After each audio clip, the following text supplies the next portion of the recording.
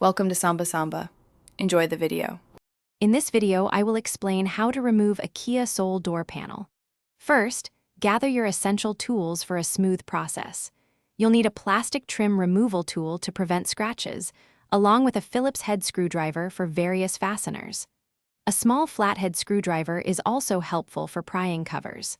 Finally, keep a clean cloth handy to protect surfaces during the process. Now, let's begin by carefully removing the visible fasteners. Start by gently prying off the small sail panel cover, usually located at the top inner corner of the door. Next, locate and remove the Phillips head screw found behind the door handle.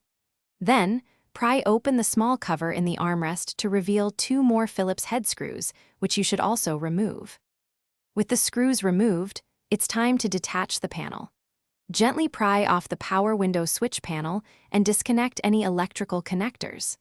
Then, use your plastic trim tool to carefully release the retaining clips around the bottom and sides of the door panel. Once all clips are free, lift the entire door panel upwards to unhook it from the window channel and pull it away. Reinstalling the door panel is essentially the reverse of removal. First, ensure all electrical connectors are securely reattached. Then, carefully align the top edge of the door panel with the window channel, making sure it hooks into place. Once aligned, press firmly around the edges to re-engage all the plastic clips. Finally, replace all screws and covers, ensuring everything is snug and secure. Thanks for watching. Consider subscribing if we helped you.